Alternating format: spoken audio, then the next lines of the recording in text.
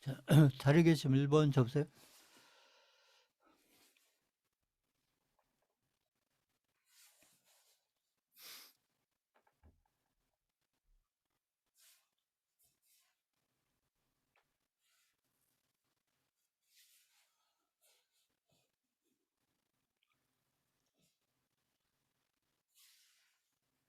자, 다음에 이제 저희가 가지고 있는 게 포트폴리오 좀 기술적인 해석을 좀 살펴보겠습니다.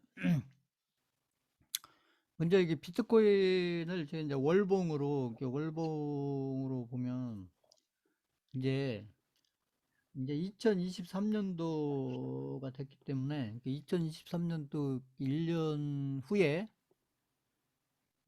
그러니까 2020년도 말 그러니까 2023년도 12월 달 지금 1월 달이니까요. 2023년 1월 달부터 이제 2023년도 12월 달, 그러니까 12개월 후, 1년 후, 비트코인의 지금 위치가 중요한 게 아니고, 1년 후, 그러니까 1년 후, 올해 말, 2023년도 말에 비트코인이 과연 어디에 있을 거냐. 이제 이게 투자자한테는 이제 이게 중요한데, 제가 판단했을 때는 이제 2023년도 지금 1월 달이 이제 월봉이니까요. 여기가 월봉인데, 그 1년 후쯤이면은 이제 뭐 한 여기쯤 가 있겠죠. 이제 그림으로 따지면 여기쯤 시간으로 따지면 뭐 이쯤 가 있을 건데 제가 봤을 때는 이제 여기 고점 있잖아요. 고점 이 고점이 중요한데 그래서 올해 말쯤에 갔을 때 이제 올해 2023년도 결국 2023년도 말에 갔을 때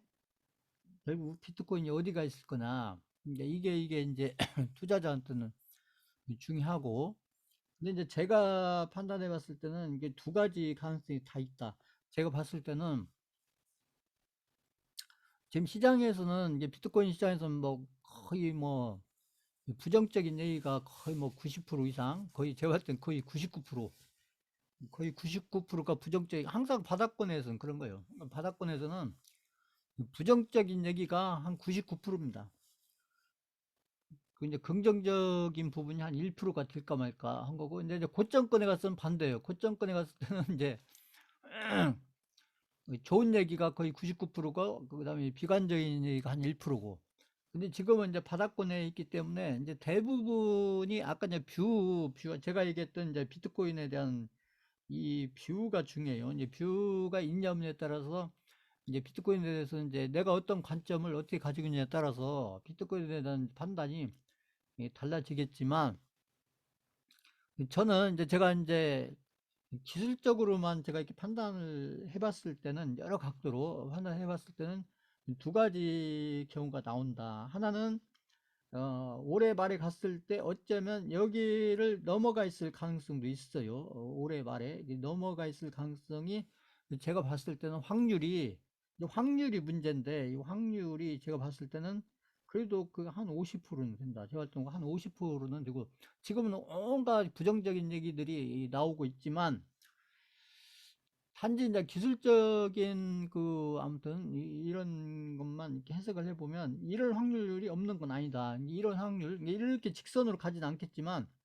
이제 가더라도 이제 이렇게 뭐 올라내려가면서 이제 이렇게 가겠지만 그래도 중요한 것은 여기를 넘어가느냐 안 넘어가냐. 근데 이제 넘어가 있을 확률도 뭐 전혀 없는 건 아니다. 제가 봤을 때는 지금 보면 온갖 막 부정적인 얘기가 거의 99%지만 순수하게 어떤 기술적인 해석만 보면 그래도 이게 확률이 제가 볼 때 적지 않아요. 그리고 이제 이런 확률이 있고 또 하나는 이제 여기에서 1년 내내 여기서 그냥 왔다 갔다 하는 거예요. 1년 내내 이렇게 1년 내내. 그래서 이제 이럴 확률이 하나가 있고 이럴 확률, 이럴 확률도 제가 할 때는 거의 한 50% 정도 확률이 되는데 제가 볼 때는 거의 반반이에요. 반반. 제가 볼 때는 반반인데 자, 그러면 1번으로 갈 확률이 한 50%. 여기, 이렇게 1년 내내 이렇게 막 바닥권 만드는 작업. 2번. 이 두 가지 경우가 다 나올 수 있어요. 제가 어떤 1년, 올해 말쯤에 갔을 때, 올해 말이나 내년 초, 그러니까 2024년도 1월 달이나 아니면 2023년도 12월 달 이때 갔을 때 지금 위치가 중요한 게 아니고 1년 후에 지금부터 1년 후에 비트코인의 위치가 어디에 가 있을 거냐 이제 투자자한테는 이제 이게 중요한 건데 제가 봤을 때 확률이 두 개 다 제가 반반이다. 그랬을 때 여기 수강생분들 생각할 때는 1번으로 가는 게 좋겠어요? 2번으로 가는 게 좋겠어요? 한번 써보세요. 채팅창 한번 써보세요. 1번으로 가는 게 좋겠어요? 2번으로 가는 게 좋겠어요?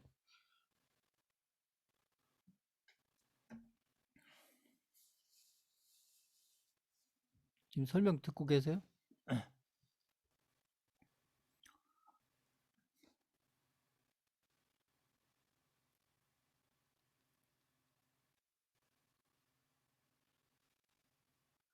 1번으로 가는 게 좋겠어요? 2번으로 가는 게 좋겠어요?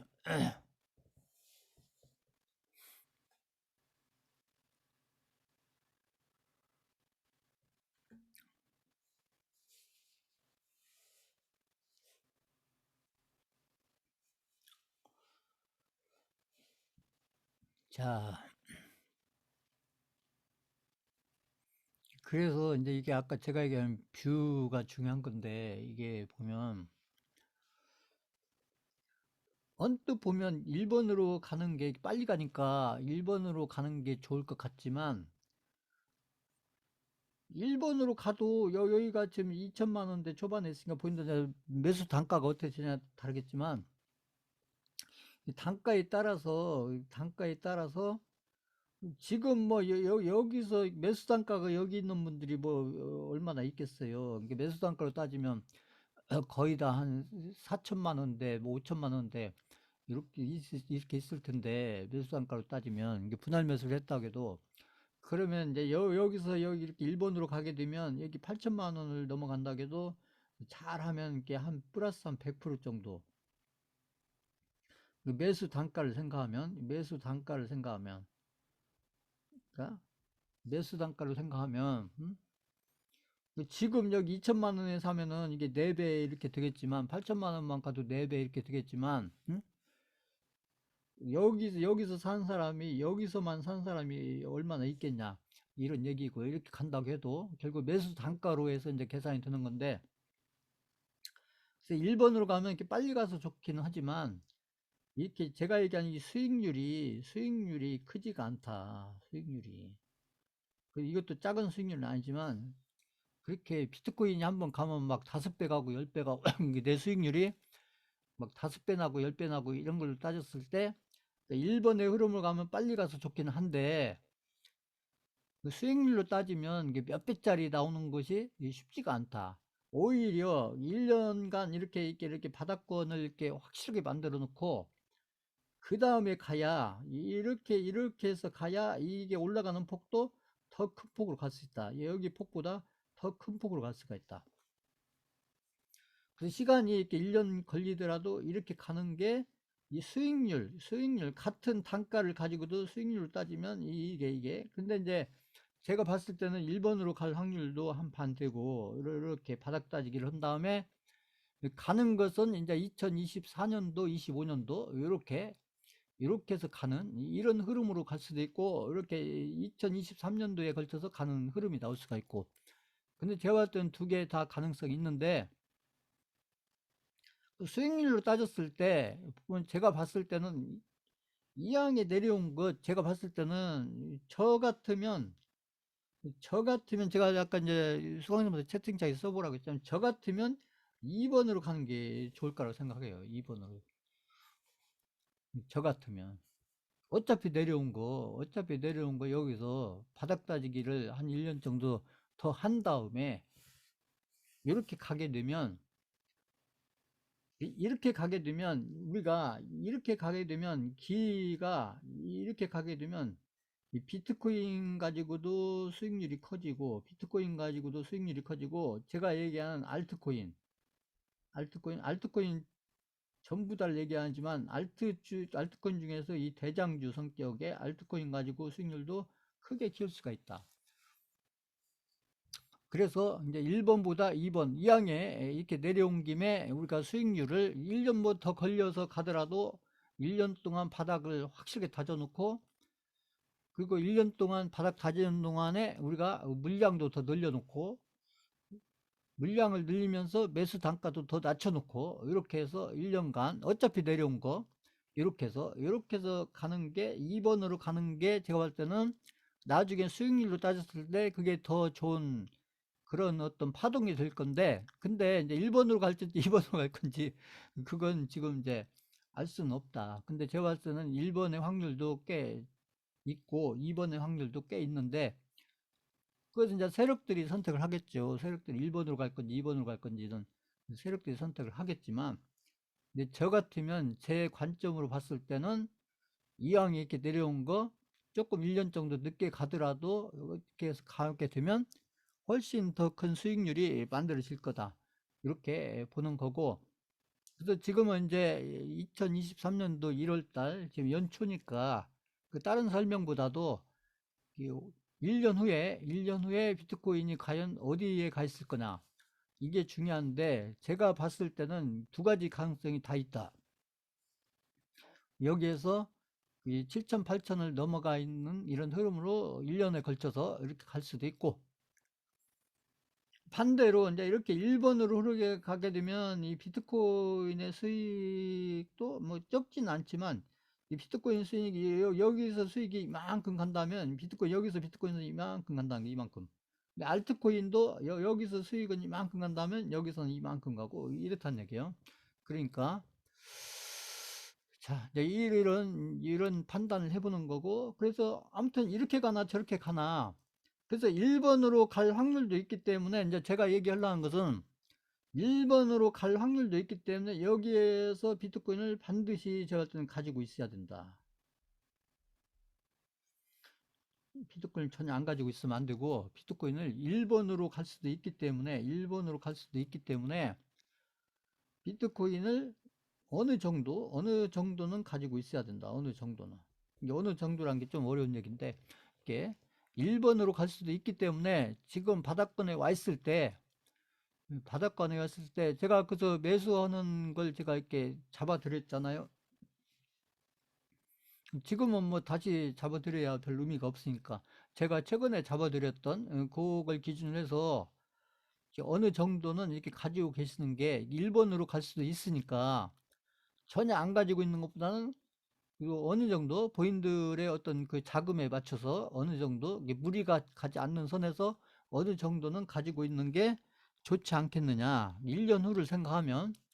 그래서 그거 뭐 오늘은 뭐 그 정도 이게 제가 어떤 이제 중요한 얘기가 될 것 같고, 지금은 뭐 시장에서 비트코인에서 뭐 거의 99%가 다 부정적인 얘기를 하지만, 기술적인 흐름만 이렇게 쭉 판단해 보면 이렇게 1번의 흐름으로 갈 확률도 제가 볼 때 적지 않다, 이런 얘기예요. 50%면 적지 않은 거죠, 이렇게 보면. 근데 이제 그거에 맞춰서 비트코인을 본인들이 이렇게 좀 아무튼 무리하지 않는 선에서 어느 정도는 보유하고 계시는 것이, 그리고 이제 올라가는 게 맞춰서 대응을 하면 되는 거니까요. 이렇게 해서 뭐 그러고 그 정도. 오늘 비트코인은 뭐 이렇게 요 정도. 근데 저기 이더리움이나 뭐 저기 리플은 저기 비트코인에 달려 있는 거니까요. 쪽에서 이렇게 보시면 되는 거고.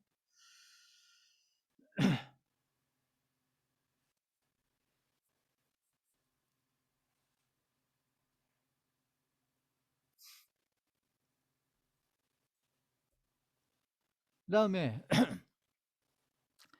계좌는 제가 뭐 계속 말씀드렸지만, 뭐 여기 보이는 숫자는 별 의미가 없고, 이제 원금이 중요하다. 그래서 원금 요건 2천만 원짜리 계좌다. 그래서 이게 여기 4,100만 원 갔다가 지금 여기 2,400 이렇게 갔다가 또 3,000 갔다가 지금 이렇게 내려와 있다. 그래서 여기서 3,000 갔다가 이렇게 내려온 것은 2,400, 여기 2,400에서 3,000 갈 때는 이 지수가, 코스피 지수가 여기 2,150에서 여기 2,500 이렇게 가니까, 그러니까 여기 지수가 이렇게 가니까 계좌도 이렇게 불어났다가 여기에서 2,500 갔다가 여기 2,250 이렇게 조정을 받으니까, 그래서 이만큼 내려왔다. 이게 중요한 거예요. 그러니까 이런 흐름을 보시라는 거예요. 이제 본인들 계좌를 보실 때 그때그때 찍히는 숫자만 보지 마시고, 본인들 계좌에 여기 추정예탁금 있잖아요. 이 추정예탁금 지금 제가 설명드린 것처럼 이 추정예탁금의 숫자를 보지 마시고 이 추정예탁금의 이 흐름을 보시는데, 이 흐름을 시장의 흐름에 맞춰서 해석을 하셔라. 시장의 흐름에 맞춰서 해석을 하셔라. 그래서 이것을 본인들 계좌에 맞춰서 하시라고, 이걸 제가 반복적으로 설명드리는 거예요. 제가 매주 왜 한 얘기를 또 하고 또 하고냐, 이게 아니고 본인들 계좌를 보실 때 본인들 계좌가 제대로 관리가 돼 가려면 지금 제가 설명드린 것처럼 본인들 계좌의 원금이 얼마고, 그 시장에 따라서, 시장 흐름에 따라서 시장이 올라갈 때 내 계좌가 불어나고 시장이 조정받을 때 계좌가 이렇게 줄어들고 그러는데, 시장 대비해서 올라갈 때 시장 대비해서 시장보다 더 불어나느냐, 시장 퍼센티지보다 내 계좌 불어나는 퍼센티지가 더 크냐, 조정받을 때는 반대죠. 조정받을 때 시장의 조정폭보다 내 계좌의 조정폭이 더 크냐 적냐, 이것을 쭉 보시라는 거죠. 이것을 어차피 시장이 올라가면 내 계좌의 포트폴리오가 좋은 포트폴리오 돼 있다면, 이 좋은 종목으로 좋은 포트폴리오 구성이 돼 있다면, 그럼 시장 올라갈 때 내 계좌에 그 추정 예탁금도 불어날 거고, 이게 불어나는데 그게 시장의 상승률보다 더 큰 폭으로 불어나느냐, 시장의 상승폭하고 비슷한 폭으로 불어나느냐, 시장의 상승폭은 해서 30%인데 내 계좌는 10%밖에 안 불어나느냐, 이런 것을 잘 보시라는 거죠. 이런 것을. 근데 시장의 상승폭은 30%인데 내 계좌는 100%를 간다, 이렇게 돼야 되는 거죠. 이렇게 이해가셨어요 이거? 그래서 그런 것들을 판단하시라는 거죠. 단지 숫자만 보고 왜 늘고 줄고 이것만 보지 마시고, 그게 바로 시장 대비해서 내 계좌가 늘고 줄고 하고 이것이 상대적으로 더 크냐 적냐, 이것을 본인들이 쭉 이렇게 관찰을 해 가셔야, 그래야 내 포트폴리오가 문제가 있는지 없는지, 내가 가지고 있는 종목들이 문제가 있는지 없는지. 그래서 제가 종목 교차 얘기도 하는 거고 제가 비중 얘기도 하는 거고 계속 그러는 거예요. 그래서 올라갈 때는, 시장이 올라갈 때 10% 올라갈 때 내 계좌는 15% 20% 올라가고, 이렇게 되려면 같은 종목을 가지고도 어떤 종목의 비중이 더 들어갔냐에 따라서, 그래서 본인들 계좌에 이게 불어나는 그 폭이 달라진다는 것이죠. 같은 종목을 가지고도. 근데 그런 의미에서 제가 비중 얘기를 자꾸 하는 거고요. 특히 지금 바닥권에 와 있을 때, 시장이 바닥권에 있을 때 이 종목 조절에, 종목별로 비중 조절을 잘 하셔야 된다, 이렇게. 그럼 내가 현금이 없는데 비중을 뭘 가지고 늘릴 거냐? 그래서 제가 그 종목 교체라든지 그 종목 교체하는 방법, 그다음에 원금 회복 이런 것들 쭉 설명해서 그 유튜브에 올려놓은 거 있잖아요. 제가 전에 몇 달 전에 그런 걸 한번 보시라는 거죠. 그거 어차피 올라가 있으니까 그거 어떻게 해야 될지 잘 모르겠다, 그러면 제가 그 계좌 원금 회복이라든지 거기에 종목 교체라든지 그런 것들 지금 유튜브에 올라가 있잖아요. 그러니까 그런 것들 지나간 얘기다 이렇게 생각하지 마시고, 그걸 제가 또 다시 반복해서 설명드리기는 또 그렇잖아요. 시간이 부족한데 지금 보면. 그러니까 그 유튜브에, 그래서 제가 유튜브를 올려드리는 거예요. 그러니까 그 보시라고 자꾸 이렇게 보시면 되는 거고, 지금 계좌에 단지 이 숫자가 중요한 게 아니고 이 숫자의 흐름이 중요하다. 흐름이 이게 시장 대비라는 건 코스피 대비죠. 코스피. 그 코스피 대비해서 내 계좌의 추정 예탁금의 흐름, 오늘 이 숫자가 중요한 게 아니고요. 숫자가 중요한 게 아니고. 그래서 그 흐름을 계속 관찰을 하셔야 된다는 거죠, 본인들. 그래서 본인들 계좌에 있는 그 종목이라든지 포트폴리오라든지 우량주라든지 이런 것들이 좀 문제가 있나 없나, 이런 것들을 본인 계좌 관점에서, 종목 관점이 아니고 계좌 관점에서 판단을 해야 된다. 이 종목을 자꾸 관리하려고 말고 본인들 계좌를 관리를 하셔야 된다, 계좌를. 그래서 계좌를 관리를 잘 하시려면 본인들 계좌가 어떤 흐름으로 가고 있는지 그걸 보셔야죠. 그래서 본인들 계좌를 좋게 만들려면 결국 핵심이 뭐냐?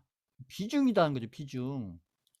같은 종목을 가지고 있어도 어떤 비중으로 들어가 있냐에 따라서 같은 시장에서도, 같은 시장 흐름에서도 시장이 올라갈 때 내려갈 때 그 시장의 흐름에서 본인들 계좌 흐름이 시장의 흐름보다 더 좋은 흐름이냐, 시장보다 더 나쁜 흐름이냐, 그것을 잘 관찰을 하셔야 된다. 이제 그런 의미로 제가 이 계좌를 보여드리면서 반복적으로 설명드리는 거예요. 본인들 계좌를 보실 때 그렇게 보면서 본인들 계좌에 대해서 자꾸 판단을 하셔야 된다.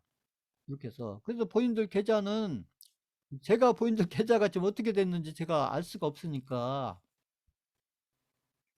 그래서 본인들이 본인들 계좌를 이렇게 잘 살펴보고, 그래서 본인들 계좌에서 어떤 부분에 문제가 있는지 그것을 본인들이 찾아야, 그걸 찾아야 그걸 바꿔가지 않겠어요? 못 찾으면 못 바꾸는 거잖아요, 그게.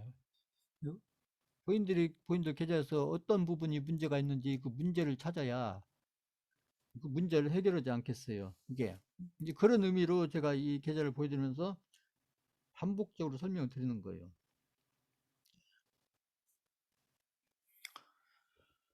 그 다음에 먼저 그 환율을 보시겠습니다. 환율. 이 환율은 제가 늘 얘기했듯이 이게 이제 일봉이에요. 일봉인데, 환율은 제가 반복적으로 말씀드리지만 여기가 고점이었고 이미 하락 추세로 들어섰다. 이제 제가 환율을 환율 가지고 설명드렸는데, 사실 이제 우리나라는 이제 환율은 중요한 게 이거죠. 이게 이 달러 대비 원화, 이게 원화, 이게 제가 나중에 다시 한번 설명드리겠지만, 우리는 이제 원달러 환율이 중요하죠. 그러니까 그래서 우리가 원달러 엔화냐, 원달러 유안화냐, 원달러 유로화냐, 예전에도 제가 환율에 대해서 설명 한번 드렸지만, 우리한테 중요한 것은 이제 원달러 환율이 중요하죠. 원달러. 그래서 이제 원달러 환율이라는 것은 원달러 환율만 있는 게 아니에요.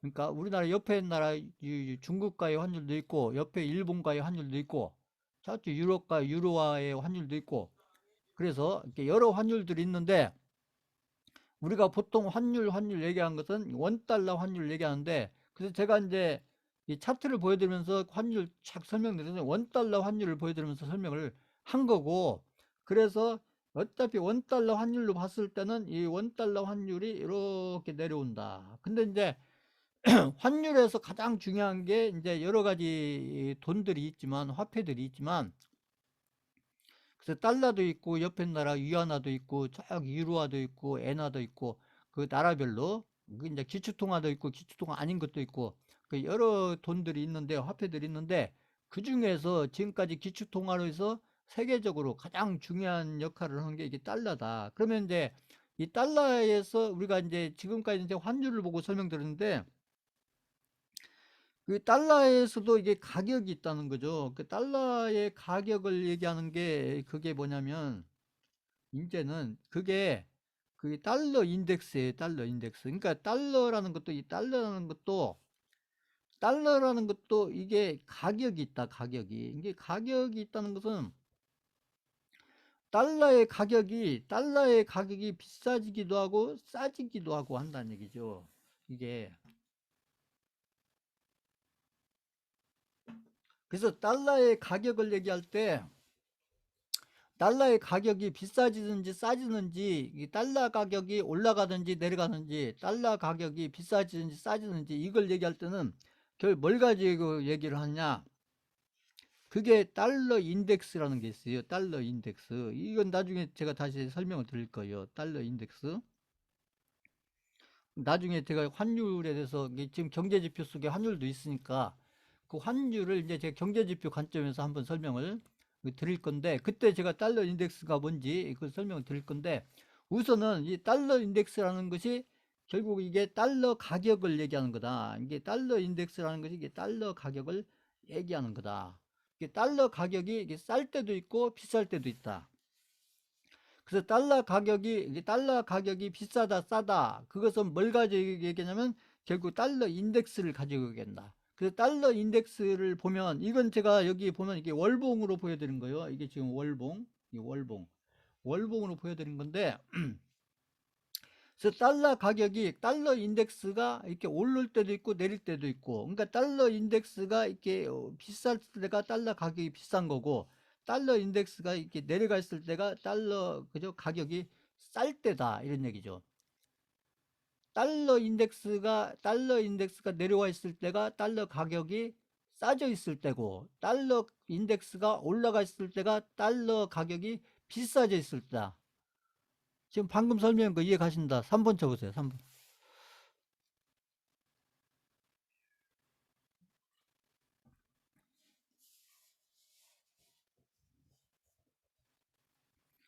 그래서 이제 제가 다음 주부터 이제 환율 설명드릴 때는 이제 환율 가지고 설명 안 하고 이 달러 인덱스 가지고 설명할 거예요. 왜냐하면 이게 달러 인덱스가 중요하거든요. 사실은 이게 환율보다 더 중요한 게 이 달러 인덱스예요. 왜냐하면 달러 인덱스 게 환율은 이제 우리나라 원화 대비 환율, 우리나라 달러 대비 환율, 아까 했죠. 달러 대비 환율, 달러 대비 원화 이것만 얘기하는 거지. 달러 가격 대비 원화든 달러 가격 대비 엔화든 달러 가격 대비 위안화든 달러 가격 대비 유로화든 이게 어느 나라 돈을 상관없이 이런 얘기가 되는 거예요. 이해 가셨어요? 그러니까 달러 인덱스는 어느 나라 돈을 놓고서 이렇게 싸다 비싸다 얘기하는 게 아니고 그냥 달러 자체 가격이 싸냐 비싸냐 이걸 얘기하는 게 그게 달러 인덱스다. 그러니까 달러의 가격을 이 지수처럼 만들어 놓은 게 우리가 코스피 지수 얘기하듯이 달러의 가격 자체를 어떤 지수를 만들어서 달러 가격이 비싸다 싸다. 그러니까 어느 나라 돈에 대해서 비싸다 싸다 이게 아니고 달러 가격 자체가 비싸다 싸다. 이것을 얘기하는 게 달러 인덱스다 얘기죠. 이게 환율하고는 좀 달라요. 우리가 얘기하는 환율하고 달러 인덱스는 다르다. 근데 이게 좀 어려운 얘기인데 아무튼 그렇게 알고 계세요. 이렇게 하고 아무튼 우리가 달러 가격이 싸다 비싸다 얘기할 때는 결국 달러 가격이 싸다 비싸다 얘기할 때는 뭘 가지고 얘기하냐.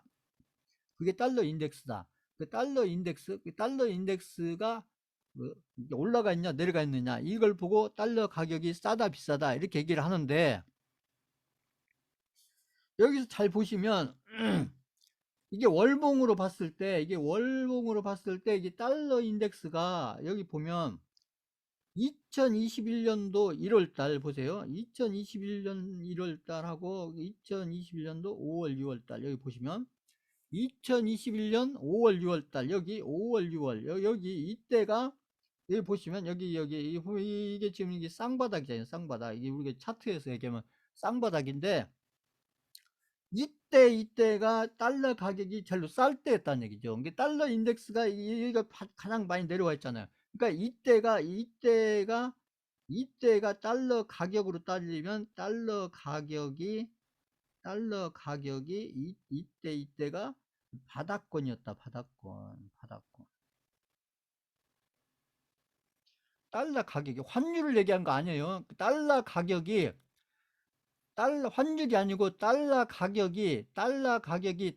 인덱스로 봤을 때 작년 6월달이 달러 가격이 바닥권이었을 때 여기 잘 보세요.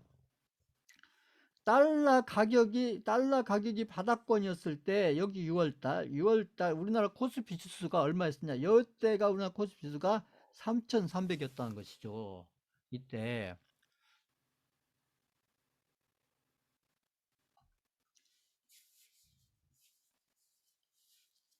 저희한테 중요한 거는 이 관계가 중요한 거예요. 요게 저희는 어차피 시장이 중요하기 때문에 이제 저희가 이제 달러 인덱스를 보는 것은 우리 코스피 지수가 고점권에 있냐 바닥권에 있느냐 이걸 판단하는데 우리가 지수만 보고 이게 고점권이나 바닥권이나 이게 판단하는 게 쉽지가 않기 때문에 그러면 우리 코스피 지수가 이게 지표예요, 지표. 이게 달러 인덱스도 지금 제가 얘기하기에는 달러 인덱스도 이게 경제 지표입니다. 경제 지표. 지금 제가 설명드리고 있는 달러 인덱스도 이것도 경제 지표예요, 경제 지표. 지금 제가 설명드리고 있는 이게 경제 지표 중에 하나예요. 이게 경제 지표 중에 하나인데 이 달러 인덱스 요걸 잘 해석할 줄 아셔야 그래야 우리 코스피 시장에 대해서 이렇게 바닥권, 고점권 이걸 판단할 때 이 달러 인덱스가 많이 도움이 되고 그 다음에 이 달러 인덱스를 잘 이렇게 해석하고 판단할 줄 알아야 이게 지금 제가 아까 방금 얘기한 이 비트코인하고도 관련이 있는 거예요. 이게 비트코인하고도 관련이 있다. 이게 자, 그거 이제 나중에 또 기회가 되면 제가 설명을 드릴 거고요. 여기서 오늘은 일단은 여기 보시면 이제 이 관계가 중요해요. 여기 이 달러 인덱스하고 저희한테 중요한 건 달러 인덱스하고 우리 코스피, 이렇게 달러 인덱스하고 코스피하고 이 관계가 중요하다. 관계가. 그래서 우리가 달러 인덱스를 보는 것은 우리 코스피 시장에 대한 어떤 판단을 해가기 위해서 이 코스피 시장의 어떤 흐름을 판단해 가기 위해서 이 달러 인덱스를 보시면 판단해 가는데 흐름을 판단해 가는 데서 도움이 될 수가 있다. 그래서 지나간 거지만 달러 인덱스가 달러 가격이 바닥권에 있을 때 우리 코스피 시장은 3,300이었고 이때가 우리 코스피 시장은 고점권이었다는 거. 고점권 그렇잖아요. 이게 지나간 얘기지만 그 일부러 이렇게 갖다 맞춘 게 아니고 이런 관계가 있었다는 얘기죠. 이게 달러 인덱스가 이렇게 바닥권에 있을 때 우리 코스피는 이 고점에 있었다. 그 달러 인덱스가 바닥에 있을 때 우리 코스피는 고점에 있었다. 그럼 지금은 반대겠죠. 지금은 이제 보시면 제가 이제 환율 가지고 계속 설명드렸지만 그래서 이때의 가격이 보면은 이게 보면 이게 90원대 여기 보죠. 90원대 여기 숫자 90원대 이게 이 달러 인덱스의 가격이에요. 90원대 90원대 있었고 최근에 와서 우리가 환율이 가장 높았을 때 우리 코스피 지수의 환율이 그때 막 1400 근처 이렇게 가고 했었을 때 그때 달러 인덱스 가격이 여기 115원 가격이 있었다는 거예요. 115원.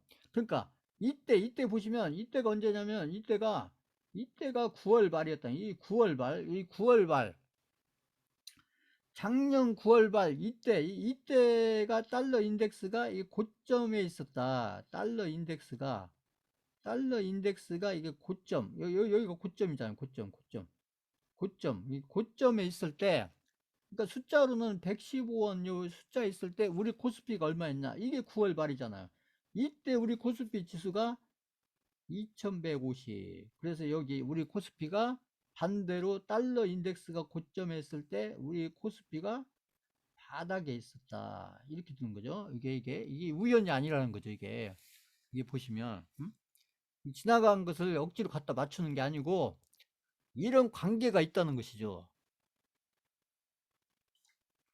그러니까 지나간 그림이지만 지금 이런 걸 보면 이게 달러 인덱스의 흐름이 중요하잖아요. 달러 인덱스가 지금 바닥권에 있느냐 달러 인덱스가 고점권에 있느냐 이게 중요한 거고 그래서 달러 인덱스가 여기 고점 저는 그렇게 봐요. 여기가 고점이었고 달러 인덱스 이게 월봉입니다. 월봉으로 보면 달러 인덱스는 하락 추세. 그러니까 여기는 이렇게 상승 추세로 간 거죠. 달러 인덱스가 이렇게 상승 추세로 간 거고 상승 추세.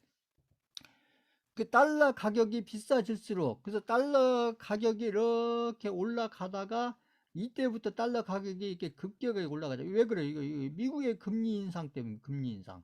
미국의 그 자이언트 빅스텝 뭐 이렇게 가지고 금리 인상 3번, 4번 이렇게 하니까 여기 월봉이 이렇게 장대 양봉으로 올라가죠. 장대 양봉으로. 여기는 이렇게 조그마한 게 올라가다가 여기 막 장대 양봉, 장대 양봉 올라가잖아요. 여기 보시면 이게 응? 보시면 근데 여기 보시면 지금 미국이 금리를 지금 동기화를 시켰거나 미국의 금리를 내린 게 아니에요. 미국의 금리를 동기화를 시켰거나 내린 게 아닌데 미국의 금리를 여전히 올리고 있는데도 달러 인덱스는 내려가기 시작했다는 얘기죠. 내려가기 시작했다. 그래서 이 흐름이 중요한 겁니다. 그래서 달러 인덱스는 제가 봤을 때 하락 추세로 접어들었다. 저는 이렇게 판단하는 거예요. 하락 추세로. 제가 이제 환율 가지고 해석했지만 오늘은 달러 인덱스를 가지고 얘기하는 겁니다. 달러 인덱스. 달러 인덱스가 이게 달러 가격이니까 달러 가격. 그러니까 달러 가격 자체가 내려가기 시작했다. 달러 가격 자체. 그러니까 지나간 1년 동안은 달러 가격 자체가 올라가고 있었고, 달러 가격이 올라가고 있었고, 응? 이게 달러 가격이 올라간다는 얘기는 우리나라 환율만 올라간 게 아니라 다른 나라 환율도 다 올라갔다는 얘기죠. 다른 나라 환율 이해가셨어요? 다른 나라 환율 달러 가격 자체가 올라가니까, 달러 가격 자체가 지나간 1년 동안 달러 가격 자체가 올라가니까 우리나라에서 환율도 그 원달러 환율도 올라가고, 중국에서 원달러, 거기는 원 위안화가 되겠죠. 원달러 위안화가 되겠죠. 그다음 일본 같으면 원달러 엔화가 되겠고, 유럽 같으면 그죠, 그렇잖아요. 달러 대비 유로가 되겠고, 그러니까 달러 가격 자체가 올라가니까, 달러 가격 자체가 올라가니까 다른 나라도, 우리나라 포함해서 다른 나라도 환율이 다 올라가는 흐름이었다는 얘기. 환율이 달러 가격. 근데 지금은 반대다. 그래서 달러 가격 자체가 지금 금리는 금리는 올리고 있지만, 미국의 연방은행이 금리는 올리고 있지만, 달러 가격 자체는 이렇게 한 달, 두 달, 석 달 지금 이렇게 내려오고 있다. 이게 금리 올리는 거하고 지금 달러 가격 올라가는 거고는 지금 별개 문제가 됐다는 얘기죠. 지금 보면 중요한 게. 그래서 결국은 제가 볼 때는 달러 가격이 계속 내려가지 않겠느냐, 이런 거. 이게 중요한 거. 그러면 이렇게 달러 가격이 올라가게 되면, 자, 이 달러 가격이 올라가게 되면, 달러 가격이 계속 올라갈 거란 것을, 달러 가격이 올라가는 것을 외국인들이 보면, 외국인들 입장에서는, 외국인들은 그 달러 가격이 계속 올라갈 것 같으면 외국인들은 뭘 가지고 있겠어요? 달러를 가지고 있지 않겠어요? 달러를? 응? 그러니까 한국 시장에서 외국인들이 달러를 가지고 있으려면 한국 시장에서 달러를 빼야 될 거 아닙니까? 달러를 빼내려면 결국 한국의 주식을 팔아야 되는 거고, 그러니까 달러 가격이 오를 때 달러를 한국의 코스피 시장에서 달러를 빼내야 되니까, 그러니까 그럼 뭔가를 팔아서 달러를 빼내야 될 거잖아. 그럼 뭘 팔아겠어요? 그러니까 한국 코스피 시장에서 달러를 빼내기 위해서 계속 파는 게 뭐냐? 그게 삼성전자였던 거죠. 제가 늘 얘기하는, 그게 삼성전자였다. 그러니까 삼성전자를 파는 것은 삼성전자가 수익이 나 있는 것도 있지만, 그것보다는 달러 가격이 앞으로 계속 올라갈 거니까, 그러니까 한국 시장에서 달러를 빼내려면 결국 뭔가를 팔아야 되잖아요. 그럼 뭘 파느냐? 그게 삼성전자였다는 거예요. 삼성전자. 그래서 달러 가격이 이렇게 계속 올라가면서 그 외국인들이 한국 주식시장에서 달러를 빼내야 되니까, 그래서 달러를 빼내기 위해서 파는 종목이 뭐냐? 그게 삼성전자였잖아요. 삼성전자를 계속 팔았다. 그래서 삼성전자를 10조도 팔고 20조도 팔고 이랬다는 거죠. 그 달러를 빼내기 위해서.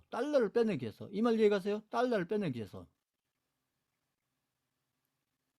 그러니까 외국인들한테 중요한 것은 이 삼성전자라는 종목이, 제가 이 얘기를 했잖아요. 삼성이라는 종목이 오르냐 내리냐 이게 중요한 게 아니고, 어차피 이건 본인들이 관리하면 되는 거니까, 외국인들한테 중요한 것은 삼성전자 종목이 오르고 내리고 이게 중요한 게 아니고, 어차피 가격은 외국인들이 관리하는 거니까 그게 중요한 게 아니고, 외국인들은 중요한 것은 삼성전자가 오르냐 내리냐 중요한 게 아니고, 이 달러 가격이 오르냐 내리냐 이게 더 중요하다. 더 이걸 잘 아셔야 돼요. 이거 삼성전자라는 종목이 오르고 내리고 이게 중요한 게 아니고, 달러 가격이 오르냐 내리냐. 그러면 달러 가격이 오르냐 내리냐는 뭐 가지고 달러 가격이 오르냐 내리냐 알 수 있냐? 그게 달러 인덱스라는 거죠. 그 달러 인덱스가 올라가느냐 내려가느냐 이거에 따라서, 그게 달러 가격이 오르냐 내리냐 이게 결정이 되는 거니까, 그거니까. 그래서 달러 가격이 올라갈 때는 한국 주식시장에서 달러를 빼내야 된다. 그럼 달러를 빼내려면 어떤 종목을 팔아야 된다. 그게 어떤 종목이냐? 그게 삼성전자다. 이런 얘기죠. 그러면 지금은 반대가 되겠죠. 이제 여기 이제 달러 가격이 여기 고점을 만들고, 달러 가격이 고점을 만들고, 반대로 지금 달러 가격이 싸진다. 그리고 앞으로 더 싸질 거다. 달러 가격이 싸질 거다. 그러면 앞으로 달러를 들고 있으면 안 되겠죠. 달러 가격이 앞으로 떨어질 거면 그렇잖아요. 지금에서 응? 아파트가 지금도 떨어져 있고 앞으로도 계속 떨어질 것 같으면 아파트를 가지고 있으면 안 되잖아요. 응? 아파트를 팔아야지. 그래서 현금화를 해서 그 현금을 가지고 그 현금을 들고 있든지 아니면 그 현금을 가지고 다른 걸 하든지 해야 되지 않겠어요? 그러니까 예를 들면 그 비슷하다는 얘기죠. 자, 그러니까 앞으로 이렇게 달러 가격이 떨어지게 되면 반대라는 얘기죠. 달러 가격이 반대면 이게 달러를 들고 있으면 안 된다는 얘기죠. 외국인들이 달러를 들고 있으면 안 되고 이 달러를 가지고 대신에 이 달러를 가지고 달러 가격은 이렇게 계속 떨어질 거니까 이 달러를 들고 있을수록 손실이 나니까 떨어지는 지금도 떨어져 있고 앞으로 더 떨어질 것을 계속 들고 있으면 그러니까 이 달러라는 것을 외국인들은 이 달러라는 것을 이렇게 조금 들고 있는 게 아니라 엄청나게 가지고 있다는 거죠. 이 달러를 엄청나게 조금 가지고 있는 게 아니라 외국인들은 달러를 조금 가지고 있는 게 아니고 엄청나게 큰 규모로 가지고 있다는 게 달러를. 그렇기 때문에 이 달러 값이 앞으로 달러 가격이 떨어지는데 이 달러를 그냥 달러를 들고 있으면 손실이 커질 거다는 얘기. 손실이 그러지 않겠어요? 손실이 달러 가격이 앞으로 달러를 엄청나게 들고 있는데 앞으로 달러 가격이 계속 떨어진다. 앞으로 아파트 가격이 계속 떨어질 건데 내가 아파트를 100채를 가지고 있다. 아파트를 100채를 가지고 있는데 앞으로 아파트 값이 지금도 떨어지는데 앞으로 계속 떨어질 거다. 그러면 그 아파트를 100채를 계속 들고 있으면 앞으로 손실이 계속 커지지 않겠어요? 예를 들면 그 비슷한 거란 얘기죠. 비슷한 거 예를 들면 그러니까 달러를 외국인들이 계속 들고 있으면 손실이 계속 커지기 때문에 이 달러를 들고 있지 않고 이 달러를 뭔가로 바꿔놔야 됐다. 그래서 한국 주식시장에서 바꿔놓으려면 그게 뭐냐? 어떤 종목이냐? 그게 뭐예요? 그게 삼성전자라는 거죠. 삼성전자. 반대죠. 아까는 삼성전자. 반대. 반대. 그래서 삼성전자를 바꿔놔가지고 그 삼성전자라는 종목이 올라가진 않더라도 그냥 그 가격에만 있어도 그 달러를 지켜준다는 얘기죠. 그 달러를 가지고 있으면 달러 손실이 자꾸 커질 텐데 삼성전자 종목으로 바꿔놓고 삼성전자 종목이 그 가격에만 있어 외국인들이 산 가격에만 있어도 그 달러를 지키는 효과가 있다는 얘기죠. 이 말 이해가세요? 지킨다. 근데 그 삼성전자가 해서 10% 20% 올라간다. 그럼 반대로 수익이 난다는 얘기예요. 수익이. 그막 2배 가고 3배 가고 이렇게 안 되더라도 그냥 5% 올라가거나 10%만 올라가도 오히려 그냥 달러 들고 있으면 손실이 자꾸 커질 텐데 삼성전자를 바꿔가지고 그 삼성전자가 그 가격을 지키고 있거나 아니면 5% 10% 20%만 올라가 있어도 그만큼 수익이 난다는 얘기. 수익이. 응? 이해가셨어요? 그러니까 외국인들이 삼성전자를 일주를 사가지고 그 1조를 사가지고 이게 해서 10%만 수익이 나도 10%만 수익이 나 1조 가지고 10%만 나도 이게 천억이 수익이 난다. 천억이. 이게 외국인들은 1조원치 사갖고 10%만 수익 나도 이게 천억이 수익이 난다. 천억이. 굳이 막 해서 100% 200%안 나더라도 이게 자 그래서 외국인들은 이때부터 외국인들은 달러를 삼성전자로 바꾸기 시작했다. 그래서 이미 이때가 언제 여기 9월 말이잖아요. 여기 반대로 9월 말 이때 달러가 고점에 있을 때 우리나라 코스피는 우리나라 삼성전자, 코스피 삼성전자는 바닥이었다는 거죠. 바닥. 이게 코스피하고 삼성전자가 바닥이었다는 거죠. 바닥. 그래서 이때부터 외국인들은 삼성전자를 이미 몇 조를 샀다. 몇 조를. 1조가 아니라 몇 조를 이미 샀다. 그리고 앞으로 이게 더 내려갈 거기 때문에 삼성전자를 더 살 거다. 더 살 거다. 자, 방금 설명한 거 이해 가신다. 5번 쳐보세요. 5번.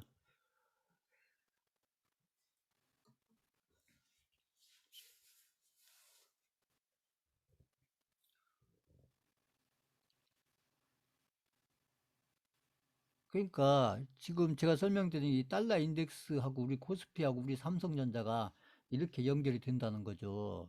그러니까 근데 개인들은 이게 삼성전자 종목만 분석을 하니까 판단을 엉뚱한 판단을 하는 거예요. 자, 이렇게 보시면 되고, 그래서 제가 지금 뭐 시간이 없으니까요. 이제 핵심적인 것만 이렇게 설명을 드렸는데, 이제 앞으로는 제가 이제 환율로 설명 안 하고, 그 다음 주부터는 제가 이 달러 인덱스를 가지고 이제 일봉 봤다가 주봉 봤다가 월봉 봤다 이러면서 그 달러 인덱스 가지고 설명을 해 갈 거고, 또 때가 되면 제가 비트코인 관련해서 또 달러 인덱스 가지고 또 설명을 드릴 거고, 여러 가지 이렇게 해 갈 거다. 그래서 이제 달러에서 중요한 것은 달러 가격이 중요한데, 그 달러 가격은 바로 이게 달러 인덱스다. 그래서 우리 달러 인덱스가 우리 코스피하고 지금 삼성전자하고 이렇게 연결이 된다. 이렇게만 알고 두세요. 우선은 시간이 없으니까요. 우선 요거 이제 처음 설명드린 거니까 제가 조금 설명이 길어졌는데 이 굉장히 중요한 거예요. 지금 얘기한 거 이거. 자, 그다음에 이제 저희 종목들을 몇 개 보겠습니다. 여기.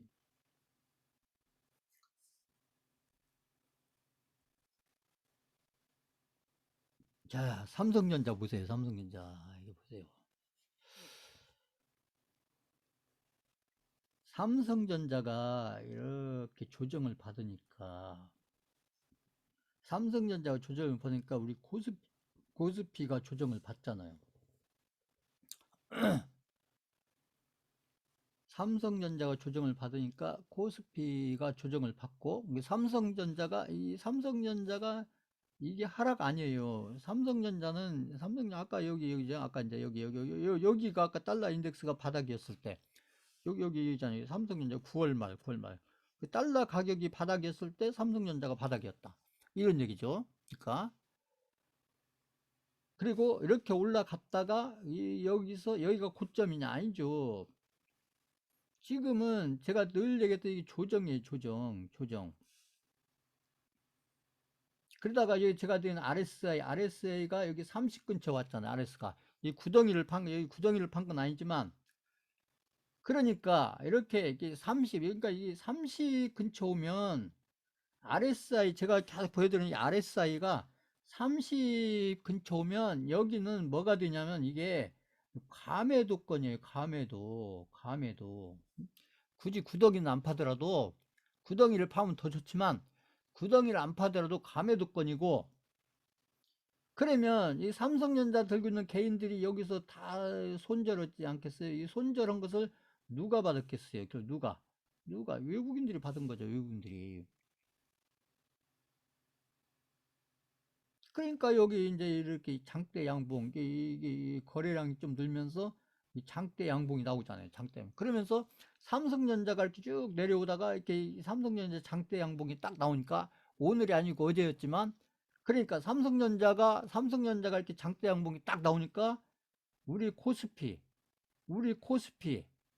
분위기가 바뀌잖아요. 분위기가 이게 계속 내려오다가 삼성전자가 이렇게 어저께 몇 프로 올라갔는지 제가 모르겠지만 삼성전자가 이렇게 딱 양봉이 나오니까 그 양봉도 이렇게 뭐 5% 6% 이렇게 양봉이 딱 나오니까 삼성전자하고 삼성전자 가면 SK하이닉스도 가는 거니까 삼성전자 SK하이닉스가 딱 이렇게 장대 양봉을 만드니까 그러니까 코스피 시장의 분위기가 확 바뀌잖아요. 보세요. 이거 보세요.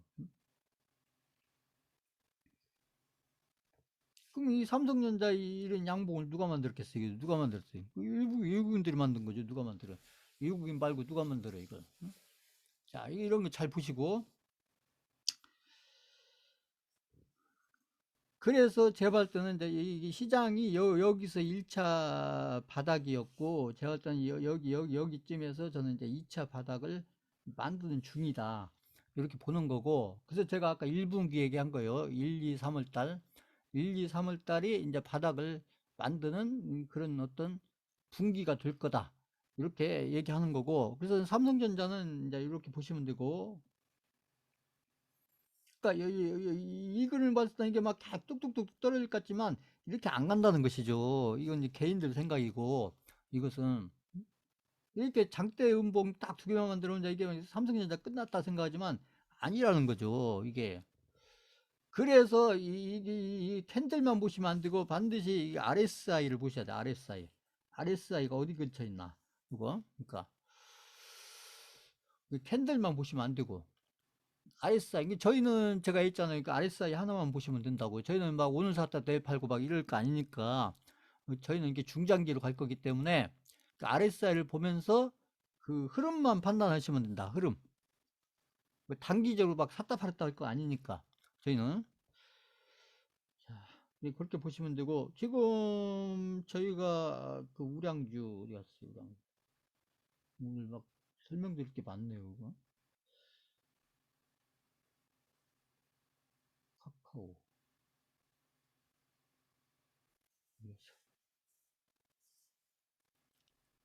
카카오. 카카오도, 이게 보세요, 카카오도.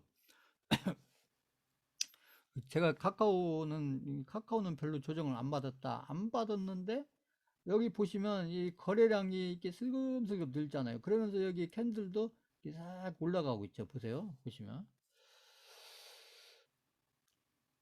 오히려 지금 오히려 이렇게 막 이 장대 양봉이 나오고 이런 게 아니어서 그렇지. 이게 보시면 그러니까 뭔가 그림이 좀 달라지잖아요. 보시면 그림이 이게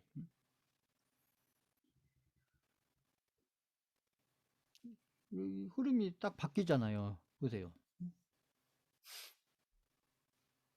삼성전자가 딱 방향을 잡으니까 이렇게 우량주들이 방향을 딱 잡잖아요.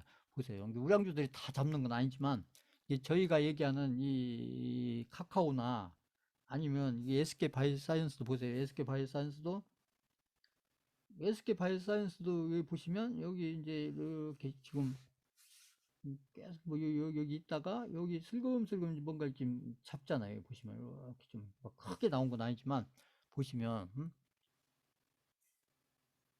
시장이 이제 삼성전자가 이렇게 좀 이제 방향을 이렇게 턴하면서 그러면서 코스피가 조금 이렇게 안정된 이런 흐름으로 가니까 우량주들 이렇게 좋은 우량주들이 거기에 맞춰서 방향을 잡는다. 이게 흐름을 좀 잡는다. 이런 얘기죠. 그다음에 이제 저희가 들고 있는 이 개별주를 보면 여기 이제 이 히림이라는 종목을 잘 보세요.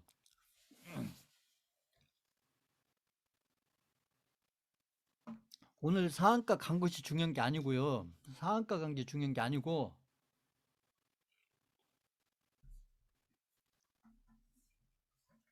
상한가는 어차피 당연히 나올 상한가가 나온 거고 그것은 자 여기서 기름이라는 종목을 보시면 여기 보세요. 여기 위치를 이렇게 보시면 이 기간을 보세요. 기간을.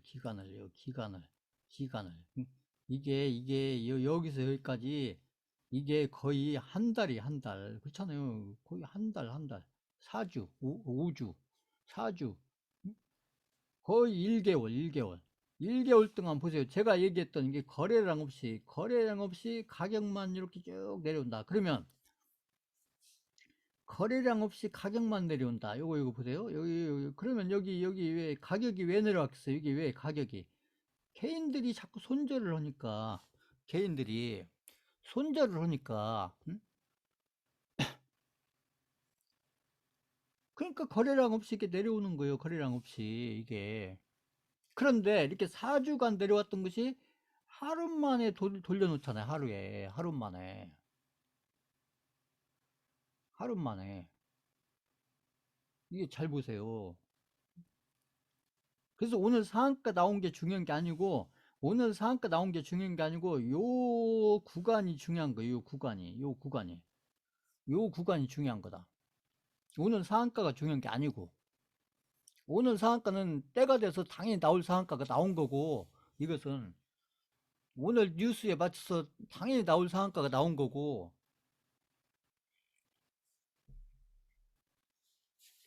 그러면 세력들은 개인들이 여기 손절하는 종목 다 사서 이 개인들이 손절한 만큼 이 세력들 입장에서 보면 개인들이 손절한 만큼 세력들이 물량은 늘어났지 않겠어요?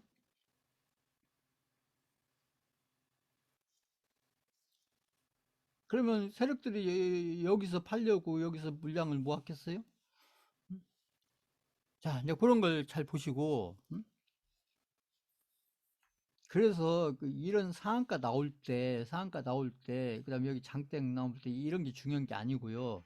여기도 이렇게 나오기 전에 여기가 중요한 거고, 여기도 이게 나오기 전에 여기가 중요한 거예요. 여기가. 그래서 내가 투자를 잘하고 투자를 잘 관리해 가려면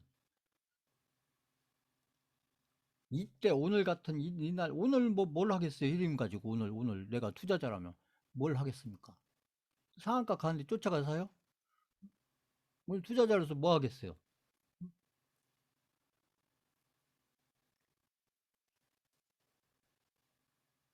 그래서 제가 하는 얘기예요. 이렇게 여기 보세요. 여기서부터 생각해 보면 여기서부터 생각하면 이것만 해도 이것만 해도 거의 한 달인데 여기서부터 생각하면 이게 거의 한 2개월이잖아. 2개월. 그죠? 이렇게 한 거. 요렇게 이런 장대 양봉 한 두 개만 나오면 여기 간다니까요, 그냥. 응? 이게 바로 나올지 좀 시간 걸려서 나올지 그건 이제 봐야겠지만 이렇게 그래서 이렇게 2개월 같은 게 이렇게 거래량 없이 이렇게 빠지면 이렇게 장대 양봉 한 두 개만 나오면 이렇게 하루 이틀 쉬다가 또 장대 양봉 나와버리면 그냥 여기 가는 거예요. 이게 이 상한가가 나와서 하는 얘기가 아니고요. 이게 그래서 세력이 들어가 있으면서 세력이 잘 관리하고 있으면서 뭔가 큰 테마하고 연결될 이런 종목들은 함부로 샀다 팔았다 하시면 안 된다는 얘기예요. 이게 본인들 계좌가 자꾸 좋아지려면 이런 구간들을 제가 얘기했듯이 참아야 된다. 참고서 버텨야 돼요. 버텨야 된다. 참고 버텨야 된다. 그 본인들 현금 있으면 더 사면 되는 거고, 현금이 없다. 그럼 버티면 되는 거고, 이 개인들이 이런 걸 못 한다는 얘기죠.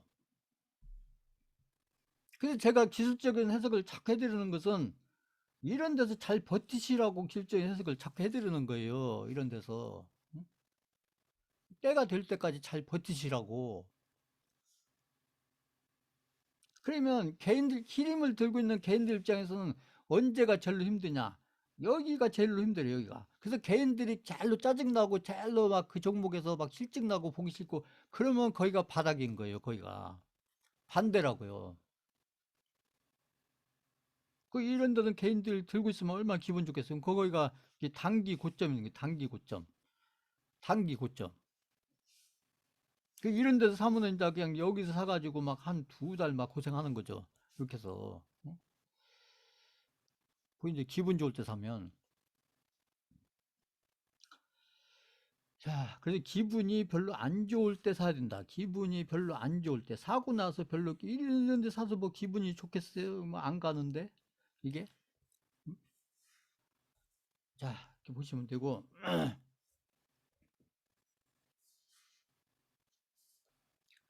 그 다음에 여기 그 일성건설 제가 여기 비중을 좀 늘리시라고 했는데 일성건설 보세요. 일성건설도 여기가 바닥이었잖아요. 그리고 나서 여기 세력들이 계속 매집 오잖아요. 이게 다 매집이에요, 매집. 이게 매집입니다. 지금도 매집이에요. 지금도 매집. 지금도. 이제 이런 게 눈에 들어오셔야 된다고. 여기 가격을 자꾸 보시면 안 되고 기술적인 흐름을 제가 해드리는 것은 자꾸 그 오늘 가격이 얼마고 내일 가격이 얼마고 이 가격을 보시라는 게 아니라 이 흐름을 보시라는 거예요. 흐름을 보셔라. 이 중장기 흐름을 잘 보면서 이게 관리를 해 가셔야 이게 중장기로 성공할 수 있는 것이죠. 이렇게 해서. 그러면 세력들이 계속 매집만 하겠냐는 얘기예요. 그 매집을 벌써 지금 몇 개월째 하는 거예요. 한 달, 그죠? 여기 한 달, 두 달, 석 달, 계속 여기 바닥부터 해가지고, 여기 앞에는 빼더라도, 바닥부터 해가지고 한 달, 두 달, 석 달을 지금 매집하고 있잖아요. 지금도 매집하고 있고. 지금도 매집하는 거예요. 보시면. 그럼 세력들이 계속 매집만 하다 끝나겠냐? 이런 얘기죠. 근데 개인들 눈에는 이런 그림이 절대로 좋게 보이지 않는다는 얘기죠. 왜? 아까 히림처럼 상한가 딱 나와야 좋게 보이죠. 이게.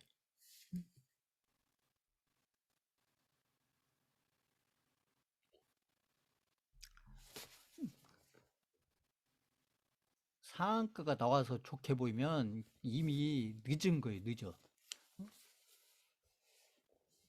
상한가 나오면 누구 눈에나 다 좋아 보이죠. 응? 내 눈에만 좋아 보이겠어요? 상한가가 안 나왔을 때 이렇게 있잖아요. 일성건설처럼 상한가가 안 나왔을 때 이런 그림들이 내 눈에 좋게 보이느냐, 뭘 근거로 좋게 보이냐, 이런 게 중요한 거죠. 이게 그 상한가 이런 거에 때리면 나오지 않겠어요? 그때야 내일이 될 수도 있는 거고 모레가 될 수도 있는 거고 그거야 알 수 없는 것이죠. 그거야. 응? 1, 2주 후가 될 수 있는 거고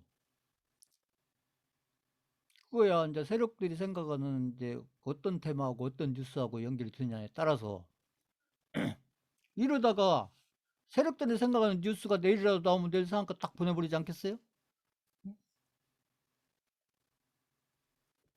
그러지 않아요? 오늘 히림이 상한가 그냥 갔다고 생각하세요, 그게? 그 갈만한 뉴스가 나왔잖아요. 근데 오늘 나온 뉴스가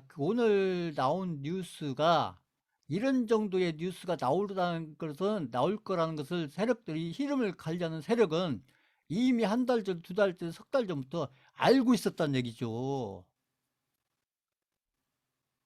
때 되면 오늘 같은 뉴스가 나올 거라는 것을 흐름을 가려는 세력은 한 달 전, 두 달 전, 석 달 전부터 생각하고 있었다는 얘기죠. 오늘 갑자기 상한가를 보낸 게 아니고 제가 뉴스 얘기한 것은 그런 뉴스를 얘기하는 거예요. 굳이 제가 뭐 어떤 뉴스 막 얘기 않더라도 보시면 자, 이 범양건영도 보세요. 범양건영도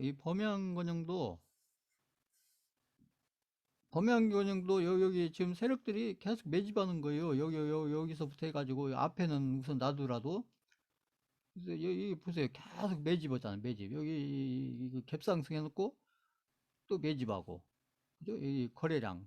이 거래량이 뭔지 제가 얘기했잖아요. 거래량이. 응? 이 거래량의 크기가 바로 세력들 돈의 크기고 세력들이 산 물량의 크기다. 요게.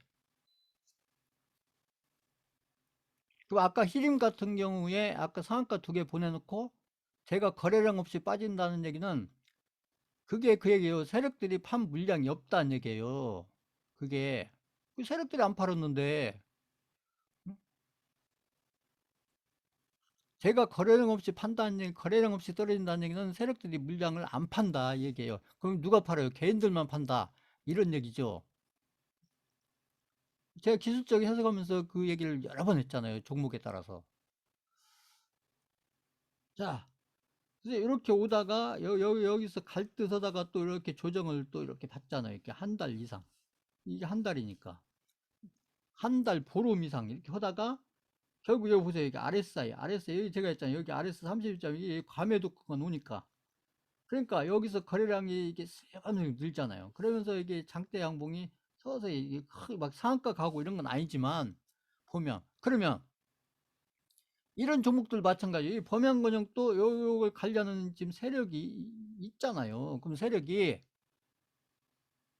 이 세력이 기다리는 어떤 뉴스가 있을 거 아니에요. 이 세력이 기다리는 뉴스가. 근데 그런 뉴스가 내일 나올 수도 있고 모레 나올 수도 있고 일주일 후에 나올 수도 있고 한두 달 후에 나올 수도 있고, 그건 알 수가 없다는 것이죠. 그것은. 그래서 그런 뉴스하고 딱 세력들 생각하는 뉴스하고 딱 연결이 되면, 아까 히림이 오늘 상한가 갔지만 오늘 코스닥 같은 경우는 빠진 날이잖아요. 보시면 아까 제 시장 얘기, 수급은 얘기 안 했지만, 시간이 없어가지고 수급은 얘기 안 했지만, 오늘 코스닥이 떨어진 날이잖아요. 근데 히림은 상한가를 가잖아요. 이거 보세요. 이거. 더군다나 우리 힘은 이게 제가 종목 집중해라 했던 종목, 아니에요. 종목을 집중해라 했던 종목 집중하라고. 제 종목 교체해 가면서 종목 집중하라고 얘기했던 종목이잖아요. 자, 그래서 이 기술적 해석이 이게 의미가 없는 것 같지만 굉장히 중요해요. 이게 특히 중장기 하시는 분들은 본인들 멘탈을 관리하고 이렇게 버티고 잘 버티고 잘 기다리고 이렇게 하려면 뭔 근거를 가지고 버텨야죠. 그냥 버티는 게 아니라. 그렇잖아요.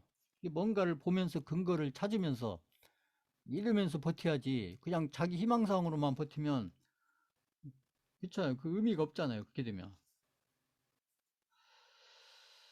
자, 그 다음에 제가 지난주에 아이비도 보세요. 나무 아이비도 이것도 보세요. 여기 지금 뭐 음봉이야 뭐 하나씩 나오는 거지. 어떻게 계속 양봉만 나오겠어요.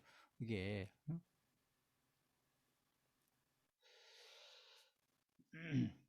이것도 뭐 여기 보시면 이렇게 뭐 엄청나게 막 상한가를 가고 그런 건 아니지만, 이 거래량 없이 이거 보세요. 거래량 없이도 여기 잘 관리하고 있잖아요. 보세요. 그러니까 세력이 이렇게 들어가서 잘 관리하고 있는 이런 종목들은 그 세력들이 생각하고 있는, 어떤 생각하면서 기다리고 있는 뉴스가 있는데, 그 뉴스가 이렇게 작은 뉴스가 아니고 오늘 흐림처럼 어떤 큰 뉴스를 기다리는 거예요. 그게.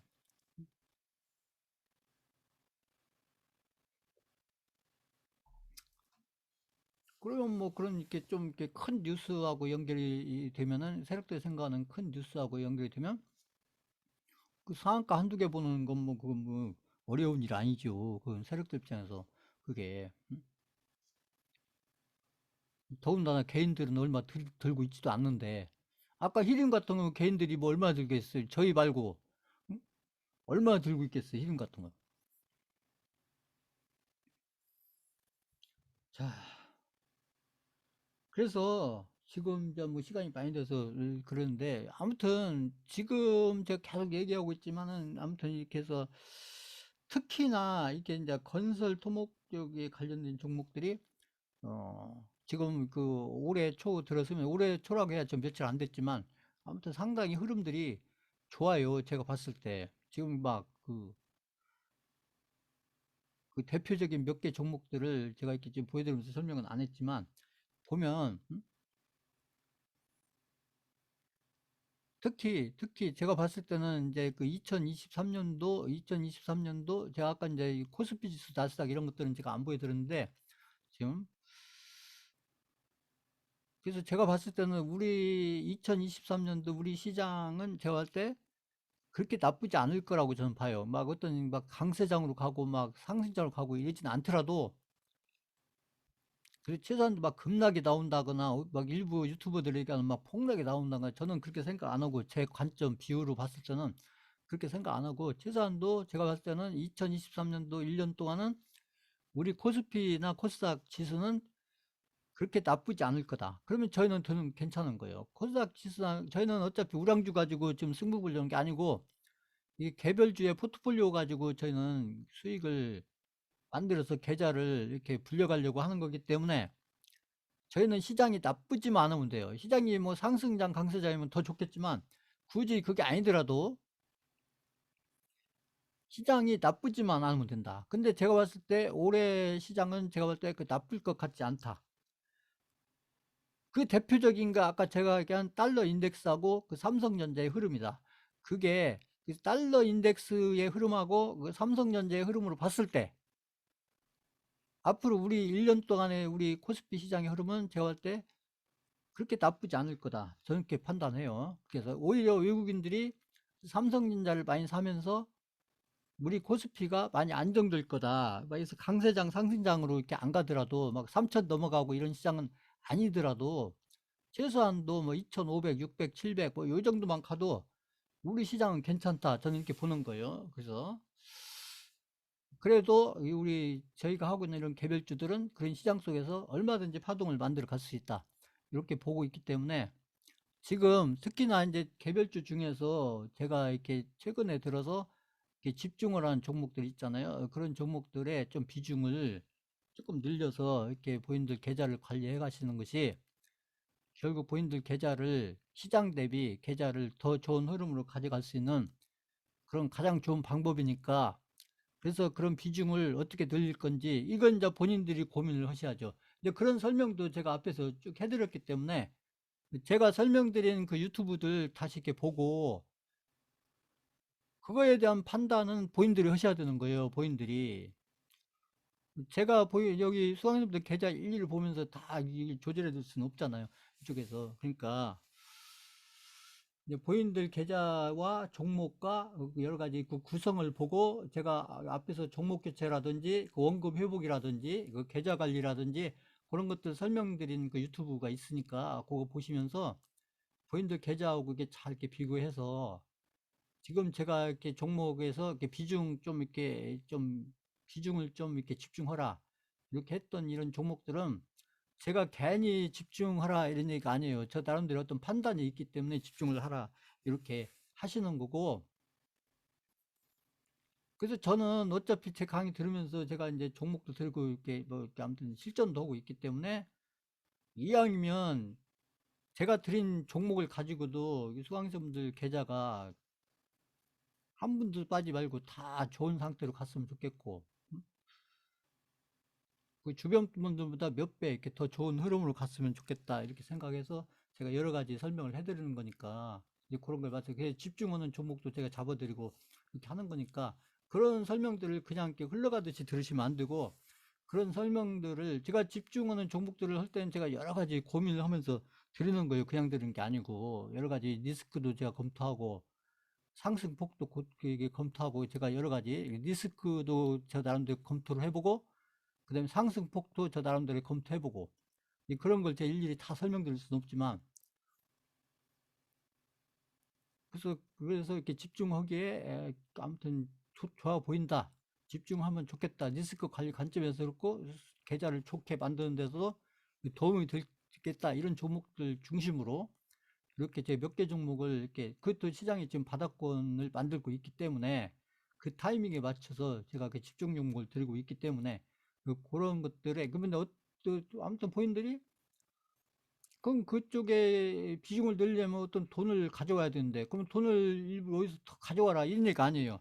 본인들이 가지고 있는 종목들 중에서 그걸 조절하시라는 거죠. 그 어떤 종목을 줄이고 내가 어떤 종목을 줄여야 그래야 집중할 종목으로 돈을 이렇게 옮길 수가 있지 않겠어요. 이제 이런 것들은 이 수강생분들의 몫이라는 거죠.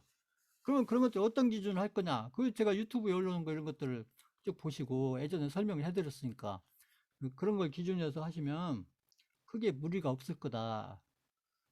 그렇게 하셔야 나중에 6개월 후, 1년 후 본인들 계좌가 시장 대비해서 훨씬 더 좋은 계좌로 가 있을 거다. 그래서 이걸 제가 강조해서 계속 말씀드리는 거예요. 오늘 강의는 이걸로 마치겠습니다.